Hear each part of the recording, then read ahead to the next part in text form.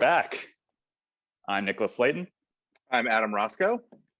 And we're back with a talk about the Daniel Craig era of James Bond. Our first episode, we talked about No Time to Die and the very big, explosive ending. No spoilers here, but maybe some spoilers, but go back and watch our first episode. And now let's sort of talk about what the Craig era was and like its impact on Bond, and we sort of want to go from there. Let's start from the beginning. Question: Were you were a Bond fan when he was announced? Yeah, It's funny. I was born in 1990. I grew up knowing what Bond was. Saw James Bond Jr. on TV. Not good. Oh, God, my first Bond. I remember seeing GoldenEye on TV and enjoying that. My first Bond film in theaters was Die Another Day. But when Casino Royale came out, I was excited. It's funny. I didn't really become a Bond fan until Quantum because of how good Casino was. Right. A lot of fans like that too. Yeah. I just remember when Craig was announced. Like, I grew up with Brosnan. That was my White Claw. Hi. I was a Bond fan since I saw the trailer to GoldenEye in the theater. I didn't know what it was. I just knew I liked it. And I asked my parents what it was, and they were like, oh, this is James Bond. And then they showed me some of the old ones. Then I saw GoldenEye in theaters, and then we were off to the races. So he was my first new Bond. And I had no idea he was going to be announced. He was a secret. It was very unexpected. Maybe in the British tabloids, or maybe I just wasn't following movie news enough. But it was oh, him, okay. Yeah. And I remember really liking him. Stuff. I was like, things. I mean, I had seen him. I had seen Layer Cake. I had seen Road to Perdition, and I remember him from those. And then I saw, I think Munich wasn't out yet. I think it was the first one that came out since he was announced. But I knew who he was, and I remember liking it immediately. I was like, this is weird and different, and totally not Pierce Brosnan. So. And I was here for it. And mostly I was excited because it was Casino Royale, which was the movie that has eluded fans forever. And we never had the proper adaptation. So no disrespect to Peter Sellers or Barry Nelson. No disrespect, yeah. But they weren't, that serious. We never got a good Eon version. And so when they wanted to at various times. Oh yeah, and when I discovered the books, and when I was old enough to read them and understand them, because I got into Bond when I was 10, and the books were Fleming was not for a 10-year-old. Yes. The first one I picked Inventive up Mind, not for 10-year-olds. Yeah. I got in. I just started at the beginning. I started with Casino Royale, and I was like, "Holy shit, this book is cool," and the story was good, and I Vesper, and I had my heart torn out reading a book from 1953. I was like, whoa, the first girl was like this. Damn, I want to see this as a movie. And there was talk that Tarantino was going to do it with Brosnan and Uma Thurman. It was going to be a period piece, I believe. It was going to be period, which we could have a whole episode. I could just, it'll just be me talking and crying into a beer about how we should never do a period Bond movie.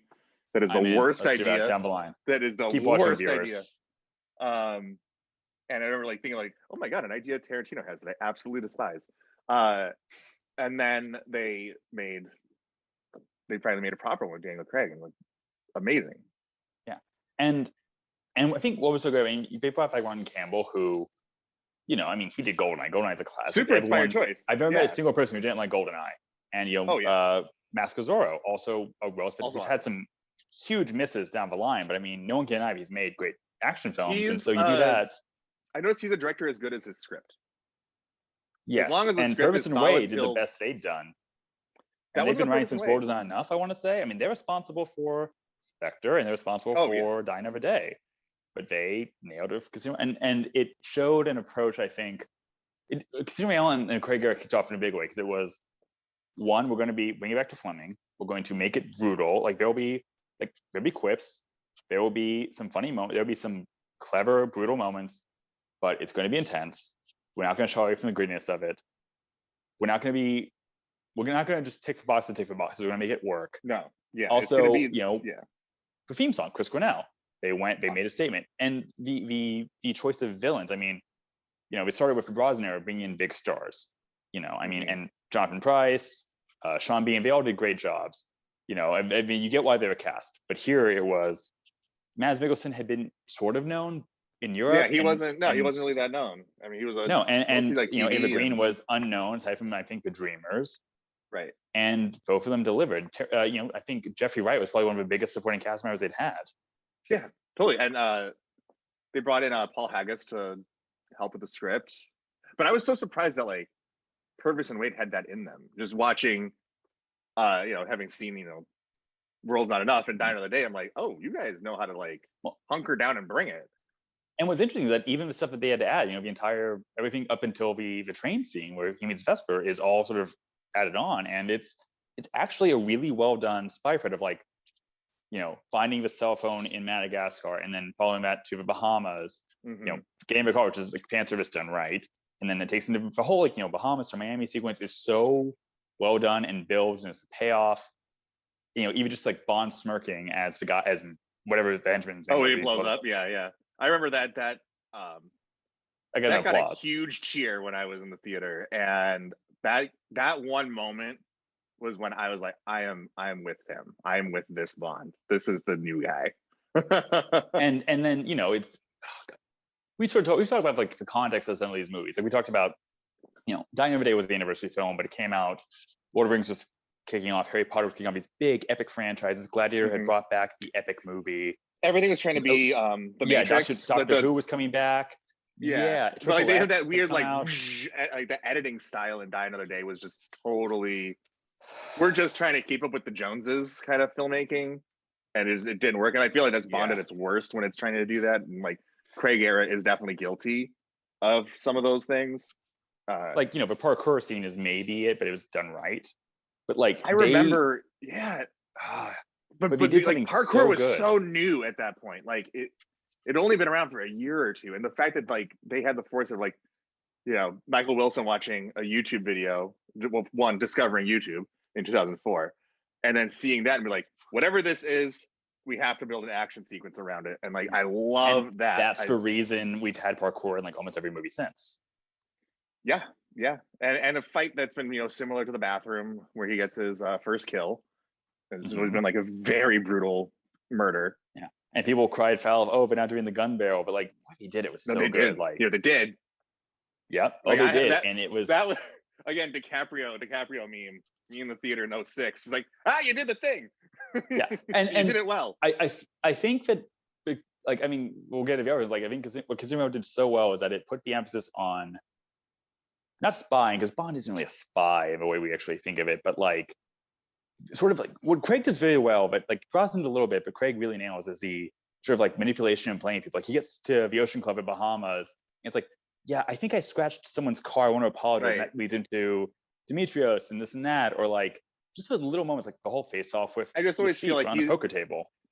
Bond is first and foremost an assassin, and you have to get to your target, and that's where his theatricality comes in. That's where he, schmoozes his way into any situation. It's like, I need to get to the target, and he needs to get in the room to figure out, or security cam footage and stuff, and the cell phone.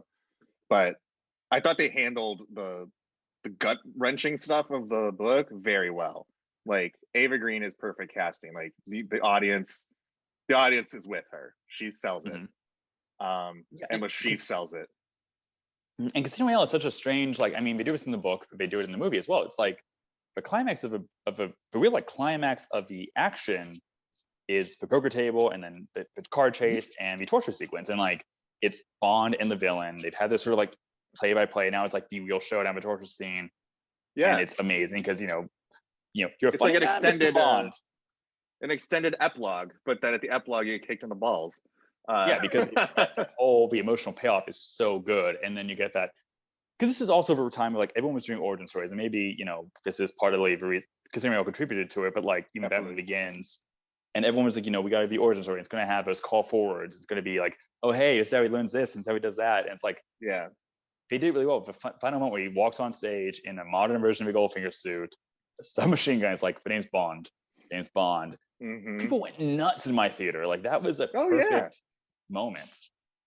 Oh, absolutely. And that's why we were so in for the next chapter. And then, but it was a big to do, like when they announced that like this one's going to be a direct continuation of. I know, because we hadn't had that. We've had callbacks. Not you know, callbacks are like, you know, like quick little, you know, oh, we're gonna tie this end up somewhere. Yeah. We're gonna open Fury Eyes Only with killing Blofeld for no reason. Yeah, well, because that was supposed to be the new Bonds movie, but Roger Moore came back. It was like a fuck you to Kevin McClory or something too. I don't know. They didn't I'll say buy you a delicatessen in stainless steel. I love that movie. Calvin Dyson, that's for you.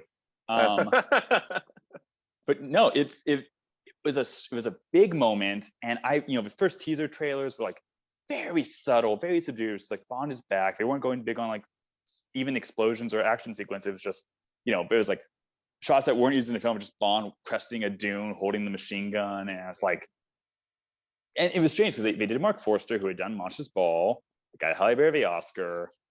Oh yeah, he did Finding Neverland. I just thought like, oh, they're gonna go with a Michael Apted kind of director, where it's like it's gonna be an emotional story. They decided that they were going to go for someone artsy, which is fine. I think that's great because the action team is set. Chris Corbould and that team, bring your Michael Apteds, your Mark Forsters. We'll bring the booms. You focus on the story. Mm-hmm. And you said something in our last episode when we talked about Skyfall, and Skyfall was such a huge hit. They did Skyfall 2 with Spectre. They didn't quite like they saw what worked. Yes, and not just in plot, but like people like the ingredients. Let's go in on that, which is fine because Quantum as a story you want to have that kind of revenge-driven brutality, but the editing is like there's some of the best fights in the franchise in that movie, but you can't see them. Yeah, even the trailer, there's like the fight with Mr. Slate in the hotel, and it's differently shot because they just edited it differently. And there's a quote from Mark Forster that I will never ever forget because it angers me so much. I mean, yes, there was a writer's strike and that they didn't have a finished script, but there's a quote was like, Casino Royale was a steak. I want this to be, a hamburger, quick and dirty. No. Okay. Yeah. I want a three-course meal. I want a three-course meal with all Bond movies. I want a three-course meal. Yeah. And this is also a shorty with it's one of the shortest, if not the shortest. The shortest pre-title sequence, which I actually really enjoy. I like how kind of visceral it is. I kind of like how the music takes a back seat. I hate the opening credits. The song's okay. The song is okay, but there's an alternate version used in the video game, which is a bit poppy, but actually better is thematically. Oh, I did not know that. And then there was a Shirley Bassey theme they used that she wrote. Really? No Good About Goodbye. Oh wow. Not her best. Yeah, this was this title sequence was not a Danny Kleinman. I think it's called MK12 that did it. Yes. They did Beatles Rock Band. I just remember that for some reason. They do a lot of the design. Beatles Rock Band makes way more sense. Yeah. And I did enjoy the fact that like the title sequence integrated into the whole design of like MI6's tech. I thought that was kind of interesting. Like from an art direction standpoint, I thought like, well, that was fully realized. Very little of the rest of the movie is fully realized, and that's attributed to the strike and the script and the fact that I think they were just up against the wall. Is it they really had something there? I mean, people give the villain's plot a lot of grief, but it's like one, that actually happened in real life. So this has been done. Two, I thought it was really well done. They just needed to delve into it more. Like Quantum has an idea because it's like, oh, we can't use Spectre whenever rights. We're going to do something different. But like Quantum is actually pretty interesting. And actually what Spectre makes Quantum better because Quantum as a whole is like politicians and business leaders using their power to exploit things behind the scenes. A very modern take, which kind of fit like, Lachique being the money man for terrorists. It works. And Spectre, the implication is that Spectre is very unclear what Spectre is, movie, I should say. The implication is that, it's Quantum after all the big power figures are arrested and just the middlemen who are the actual criminals are left in charge. That's cool. Which works. That. Yeah. And, we have people everywhere. Florists say that. It's a great moment. Like, it's so good. It's a strange movie because as quick as it is, it has a lot of nonsensical moments. Like, the entire reason Bond gets his real lead on Dominic Green and Camille is because he just happens to look like Mr. Slate. Like Neil Jackson, who plays Slate, is actually a pretty fine actor and everything else I've seen him in. Yeah. You can tell he was cast simply because, you look a bit like Daniel Craig. so that when you walk down, when Craig walks down the lobby, the person receptionist will recognize him as Slate. Yeah, and like we were event. And like we were talking in the last episode, you know, like I was saying, like every Bond movie is judged when it's the latest and greatest, like as the latest and greatest. And I think a lot of Quantum's flack came from the fact that Bond was a dour piece of crap for the entire movie. Like, he is not likable. No, he has some of Craig's funniest moments, like, we're teachers on holiday, we just won the lottery, is a great moment, all-time great Bond moment. He does a Universal Exports, like there's some fun stuff in there. I liked the bit at Tosca. I got that right, yeah. But like, he is, every time there's a quiet moment, he's at the bar, shithoused, and just a very unlikable guy. He throws Mathis in the garbage. Like, yeah, it's ruthless and there's a point to it, but it's the thing where script isn't so fully realized you can't really get it. Like, you know, I mean, if he doubled it more, the line where he kills the cop when he says like, "We and my mutual friend," would have hit harder. Right. I mean, and also the entire finale. I love the design of that eco hotel. They based it on a real place, but they added to it. I actually love that Green puts up a fight and makes it work that he actually put up a fight. Like, I he like gets to drop his on Bond, the psychotic, place exploding around him. I like his psychotic, I don't care, axe throwing. That was cool because Bond is, you know, an assassin, but here's a guy who's just got nothing to lose and he's crazy. Yeah. And also Bond is just, the place is blowing around them. They can't do it. It's just that it's such a rush fight. And like Green's nameless bodyguard just gets shot and drops. Like, if they'd had a fight like the stairway fight in No Time to Die, for those who've seen it, like, that would have been super cool. But again, quick, dirty, like a hamburger. And it's just, and like the whole point is like, I never left. It's like, cool. It's rushed. But then, you know. And he didn't get quite the closure. And it was kind of confusing with the Vesper guy, the boyfriend. And I was just, okay. And then, you know, at the end, as a gun barrel, and like, I remember that movie ending, and I'm just like, okay, we do better next time. Well, you know what the original ending was supposed to be, right? What was that? They actually use this in the video game. The original ending, because Mr. White gets away at and they kept making a big deal about how there was like some British MP who was part of Quantum, got something Haynes, and in the original ending, Bond tracks him down, and like, and I guess Mr. White goes to shoot Bond, and Bond turns, and that's the gun barrel scene, which would have messed up the entire continuity for Spectre and No Time to Die. Yes. But that was, it's just like, they didn't know quite. And did you watch that like documentary they made about Daniel Craig for Apple? It was kind of fluffy, but like, they admit that, like, I think Michael Wilson says, like, we really didn't get like Daniel Craig's Bond's like journey in that one. We kind of missed the mark on that. And I think, you know, Skyfall was the right like course correction of like, okay, now he's getting over his shit and becoming the character again. Yeah. Well, not only becoming, they're making a big deal about he's obsolete. He's been doing this for years, apparently. Which, in No Time to Die, pretty much makes it seem that the films take place in real time. Yeah, I mean, I would say like, so he's been doing this for 6 years as 00. Yeah, and which sounds like, it would he'd have wear and tear. It's time, you know, there's no shame in saying you lost a step. Like, no, and Skyfall is the most British of the Bond films. I feel like it's so British. It's about a guy who wants revenge on the Empire. It's Bond's in London for a lot of it. I love it. I love that film, and for all its warts, I love it.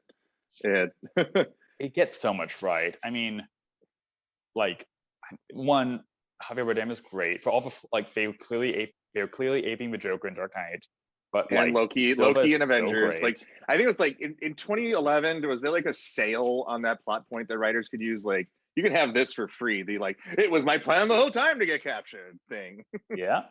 Joker, again, Loki, very of that moment. Javier, Silva, Silva's introduction. There's so much to love about that movie. Like, I mean, Sam Mendes and Roger Deakins on a production level knocked that film out of the park. It's one of the best looking films of all time in the Bond franchise. Oh, absolutely. The villain Bond banters, you got to have that in every movie. And you know, we talked on our first episode about No Time to Die, and you know, as tense as the scene with Safin was, that was about the stakes. It wasn't about the Bond Safin into play. The Silva of that, like, you know, the flirty banter, the long shot, the monologue about rats, it becomes a motif in the whole film. So, you know, and there's a great moment at the end where like, you know, Bond's killed almost everybody. All Silva's men have like won, and so it's just like all this running around. It's exhausting. Like, Yeah, that's such a great moment. and also kind of like No Time to Die. They went into it knowing it was someone's last movie, and they built it around Judi Dench, and that was cool. Like, it was a Bond girl. The fact that the Bond girl was M, I'm like, oh, mwah. Yes, and you know, on like Quantum of Solace is still for me the pinnacle of Bond style, Craig's era Bond style. Like, you know, I have a black cardigan because of that movie. Yeah. You know, right. I had earlier today I was wearing the Haiti jacket. You know, I have a Harrington. Yeah. It's a great design. It's a fashion movie. Skyfall is just very British. I mean, I'm currently wearing a loose approximation of the Skyfall outfit. I have a waxed. It's a barber jacket and like the scarf, and to me, M's suits are just so stiff ass Brit. So you can get, and I love it. Bringing in Ralph Fiennes also is just like that. And is like, I don't know. I just an idiot watching it because like I was so shocked he became M when it was written on the wall the entire time. Well, it is, but they played up like, oh, he's, you know, oh, he was tortured. That makes people villains because Silva was tortured, and like he's up against them. It's like, you know, he could have been what C was, Inspector, and we'll get to that. Yeah. But like, no, it was so well done, and you know, the whole real build for that film is to be the shootout in the Inquiry. You know, Silva's whole plan. That's what I was talking. Yeah, I wanted to get to that. Yep. Like, in hindsight, it loses some impact from what, like, on rewatch, but that first time you watch it, like, oh my goodness. There's just little character moments. Like, you know, we talked about in the last episode. My favorite acting of Craig is his nonverbal, and that whole shootout. Like, you know, he knows to kick the gun over to Ralph Fiennes. He knows to kick the gun over to Eve. It's like I respect you, and we're gonna get out of this together because I know you're a warrior. And that whole bit, like, even though it's kind of hokey with the Tennyson, but I love it. It's just, yeah. No, it's so good, and like that. What that film gets right, I think, is that it gets the epic Bond moments, the big payoff moments. Like, it's one of those. The garage opens up, and it's the DB5. Oh, like, we can make a case. They've overused the DB5, I think, in the Craig era. Yeah, but that moment. Sorry, I lost my train of thought. The way that this film suspends your disbelief, where like the entire London sequence of Silva's escape is so stupid if you like break it down. Like, how, like, the plot holes are just like, how did he know he was going to be there? They're going to do this. Like, but the chase through London is just so Bond and so fun. Yeah, so the control room is like, they brought back Q and Moneypenny. Great. Q looks like an idiot in that scene though. But also they brought back the disfigured villain element too, which is also great. Which was well done. It was like kind of weird CG, but I liked it. It was just disturbing. Yeah, it's the Home Alone good. ending. The Home Alone ending was fine, but I think it works. The cinematography, it's like I said before, about like, you know, I suspend my disbelief so much that I don't care about the plot points because it's so fun and gorgeous. It's like the whole attack on the Skyfall estate was like, oh, I never thought gray could look so beautiful. Yeah, well, it does something No Time to Die did as well in the Norway fight, where it's like use of fog, use of like dust. It's like that. You know, there's that great moment in No Time to Die in the Norway scene where the car sort of bursts through and bonds in the fog and suddenly starts shooting. It's like there's just danger just outside, and all of a sudden there's a burst of violence while Craig looks cool. Like, that is Bond. That is so good. And then when he busts out the cars like guns, it's like, oh man, like fan service done right, you know. Also, fan service done right in Skyfalls, when they blow up the Aston Martin, the entire audience like is with Bond's facial expression, like, no.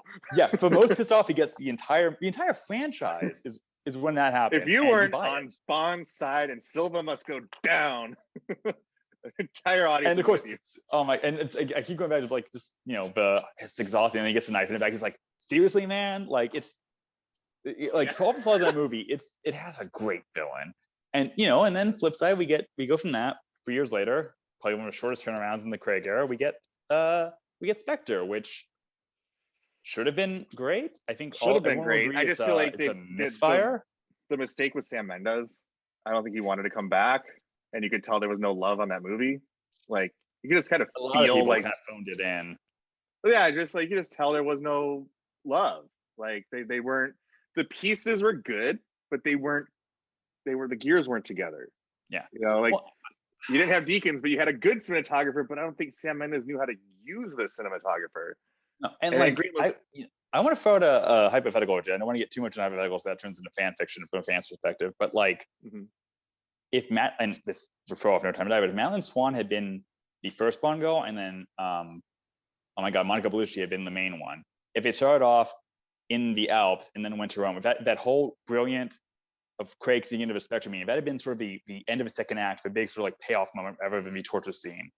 The idea of like, you know, Bond teaming up with a mafia widow, having to go off a grid. I mean, that's Unmatched Secret Service. If that would have been so much better, because you get Dave Bautista, who's a fantastic actor. We like, you know, later on 2049, but he has no dialogue except for shit. He has like the gimmick with the thumb. He only uses that like really once.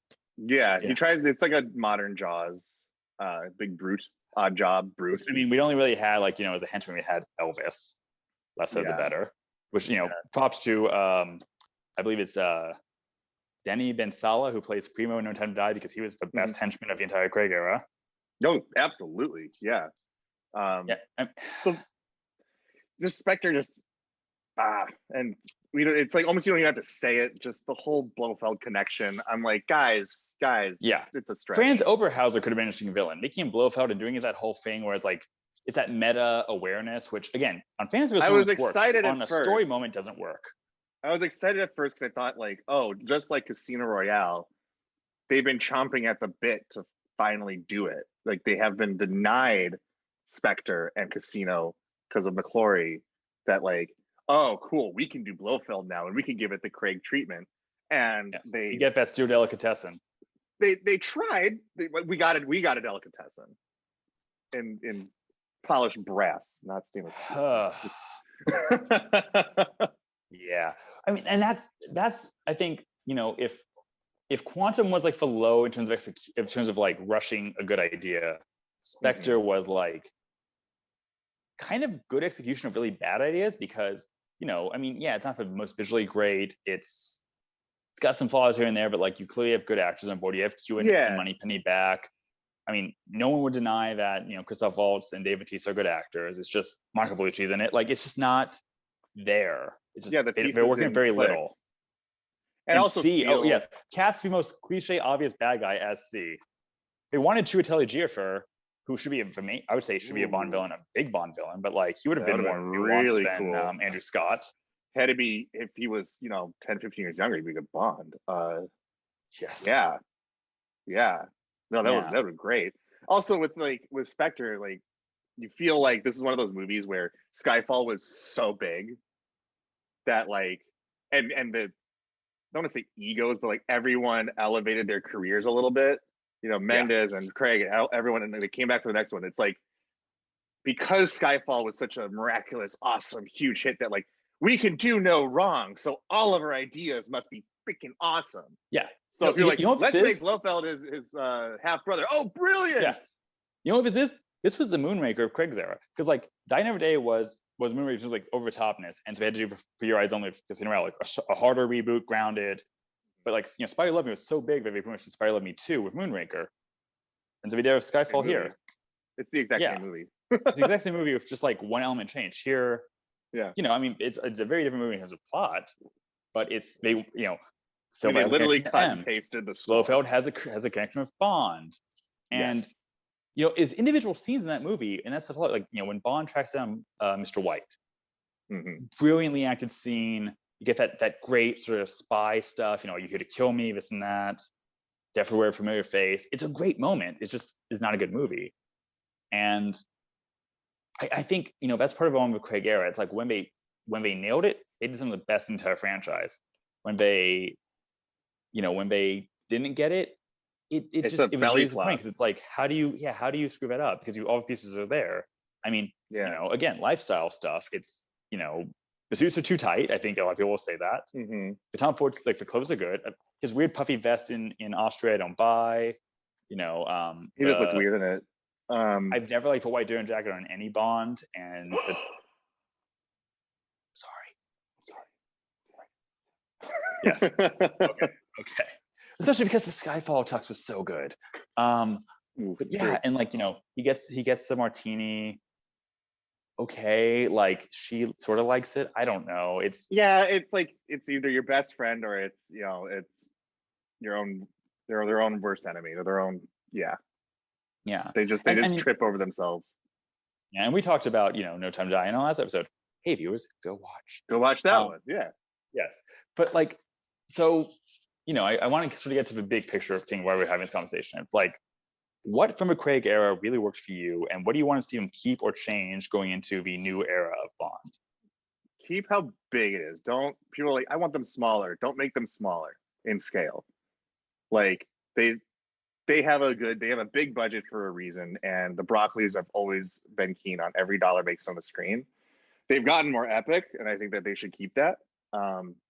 What I love is the gritty realism of the Daniel Craig era, and we really got the half monk, half hitman, brute force was just a bludgeon. And now I think let's just move in the other direction. I think he said all that needed to be said about that kind of Bond. He definitely said, and he got closure. Yes, I mean, they definitely gave him a beginning, middle, and end, and it worked. I think I definitely want. I don't want to say I want smaller scale, but I want it to be mission. I want more standalone movies. Like Skyfall probably worked because it was like, hey, you haven't seen any of the previous ones, just Bond on a mission. That worked. I mean, you can do that. Just keep it, and maybe make a reference or two to the past ones, like, oh, how to go Silva, isn't that like, make it more standalone. And when Craig got to be fun, it was really great. I lean into that, not like Roger Moore, but like, Brosnan had fun. Dalton even got some great moments. Like let that happen. I also feel with the Craig era, not since, well, that's not fair to any of the previous Bonds, but with this one, like there's various levels of quality. It kind of dips and advances, but we all went to these movies to see Daniel Craig, and I think that's what his legacy will be known for. It's like the second that he came out of Casino Royale, we're like, I gotta see what this guy does. And I think that's from a general audience perspective. Like, he was the hit, he was the draw.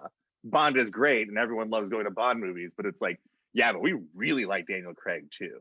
That like we don't have a lot of like just name movie stars.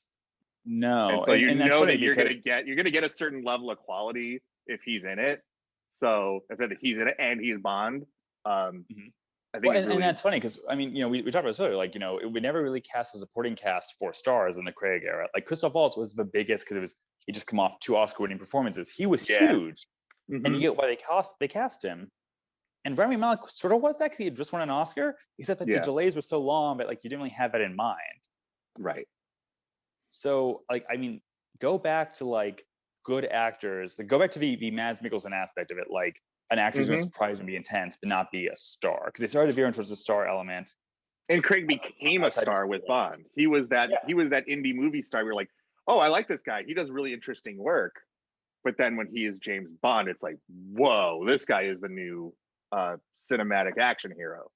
And like let Bond have fun. Let him be stylish. Sartorially, definitely step back from the last few movies. Go back towards more towards that Quantum Casino stuff. Let him have some good, casual clothes or something. But definitely, like, I would say, get away from the DB5. When he brought back and now Dalton's great. Now that Craig exists, we don't need an actor that's just James Bond shaped, which I feel like Brosnan was. It's like everyone saw him, even Cubby Broccoli in the early 80s, just looked at him and was like, you'd be a good James Bond. And so he sort of just came fully formed, like in GoldenEye. But Craig kind of had to like prove it to us. Where it's like, I like you. Oh shit, you are James Bond. Yeah, that's cool. Yeah, we need to kick off with a good tete-a-tete, like, even Dr. No. It's like, I admire your tenacity, we caught her. I admire your luck, Mr. Like, that sells you on a character instantly. Lazenby. That's a cinematic grade. We talk about if it's happened to be ever fella. I mean, I'm personally calling the show "Be Ever Fellas" because of that line. I think that's like, great because we are other fellas. Yeah, Shout out to everyone else who's a Bond community person. We love you. Bizarre Love introduction. Episode 2. But yeah, like there is, you need to have, you know, I think one of the best introductions is Dalton, because you have all the other double O's, you don't see anyone's faces until Dalton like kicks ass, lands on the boat. It's like, I wish there was a real man here if there's a woman. He gets a phone. I'll be back in a minute, an hour. Sees the champagne, make that 2. Like that is a great introduction. That's a great introduction. And yeah, for an intro movie. A little cheesy, but great. Oh yeah, that's what I want. I want a little cheesy, but great. Yeah, I want Bond to have fun. I want there to be a well done spy plot. Like, you know, people watch Mission Impossible for the giant stunts. People watch the Bourne films for the grittiness, realism of it. Craig got like a Bond is how much Craig has influenced Bond. I haven't said his name. But with Bond, I want a good plot. I don't want like Stromberg, where Strom is a forgettable character, but his plot is to take over, sink the Earth into the sea or something. But I want there to be a good villain for a good scheme, unlike say Safin, where we don't really know what he wanted. But I want Bond to, you know, you don't check the boxes, but let him have a little fun. Let him have some cool moments. Right. It's my thought about how, you know, we're getting away from the gritty realism, like reboot stuff. So it's like Bond and Batman, for example. I just want the next movies where they enjoy being themselves. You know, Bond has a job. He does, you know, yes, he's had tragedy in his life. Yes, he is a hard drinker, hard smoker. But overall, he loves working for Queen and Country. You know, yes, Bruce Wayne's parents were murdered in front of him. Very sad. He's in his 30s now. Get the fuck over it. You're Batman. Oh, I mean, enjoy it a little bit. I'm excited for Pattinson, Matt Reeves Batman. I love Matt Reeves, but you know, he's a Gothic detective like he was originally. Give me Gothic detective. James Bond. Give me cool, badass assassin spy. You know, like I don't need any more backstory about him. They don't need to be such. Yeah, they don't need to be as personal stories. Bond is the vehicle. We get on with he's our guide through this other. We get engaged because he meets people who engage with him. Karen Bay. We already know him. We know Bond already. He's our friend. Dr. No scene where they face off and like, oh, that's a bad guy. This is a good guy. They hate each other. This is the dynamic. Yes. You know, I mean, they try that in Quantum, and I like Matthew Morg as Dominic Green, but you know, the weird introduction to him and the way they didn't do that, you know, Silva's the best way to do it. You know, oh, who's behind this? A guy we haven't seen before, and they have that monologue and they have that banter. You know, we didn't get the Safin Bond scene until the last like 30-40 minutes of No Time to Die, and that's a long movie. And we already just tossed the kid and all this other stuff that had happened, and Felix is dead and Blofeld is dead. It's like, and now we're getting to the villain. Okay, cool. Let's go. History isn't kind to men who play gods. Also, hi, I'm Bond. I've never met you before. Like in Dr. No, Bond knew who Dr. No was. He had the file on the island. He went to the island to find out what Dr. No was up to. Like, well, one of my favorite things about Bond, like, my favorite Bond is personally Roger Moore. And I know that you're not a big fan of the Moore era, but one of my favorite things that Bond does with M, it's like, are you paying attention? Or tell me about this person. And he immediately just rattles off the entire, like, Scaramanga's life story, or you know, Bond paying attention to M's love of butterflies and stuff. Like, Bond is very smart and very good at his job. I just would like to see a little bit more of that, and I don't need a crushed and broken Bond. Craig was great at that, but you can't do it again. Just like the film in like No Time to Die, where they just blow it up. So that era is gone. It's there in our memory, but we can't go back. And at some point, you know, they said they started search for the next Bond. I'm sure they have some people already like screen testing. We'll find out. They're letting the movie happen. We're letting people see it. We're going to talk about it for all of it. Next year, we'll come back with some news. But fingers crossed. I want something like, keep the big directors, keep the action, just stick to what makes it work. Don't try to constantly invent it or double down on like, you know, Skyfall 2 or Casino Royale 2. Like, do something classic, but fresh. That's simple. Hey, you got to check the boxes, but make new boxes. Well, you know, I forget what director said it, but it was, you know, every Bond film ends with, you know, the villain's low exploding and Bond and the Bond girl on a raft escaping. You can't have every movie be that one, but you have to have it. Yeah. I think we're due for one of those. The whole Craig era was a reaction to Austin Powers, and they're like, Austin Powers broke it. Like, we can't do that again. But then Spectre did the same plot as Goldmember, but we won't get into that. Be down the line. But I think now, like, Austin Powers is a very distant memory. Now I think we can get into fictional spying, Queen and Country, brassy music. Let's do it. Mm-hmm. I think as an audience coming out, like, we need that escape. We've been in a pandemic for so long and everything is bad politically. Like, I don't want to like feel that quite so much in my Bond movies, but I want like a fun way to stick it to those things that are going on in the world. Yes, and hopefully we'll get that. If news happens, we'll tell you, or you'll read it yourself and we'll comment on it. Yes. But until that, to Daniel Craig. Daniel Craig. Clink. I'm Nicholas. I'm Adam. Signing off. See you guys next time. Absolutely.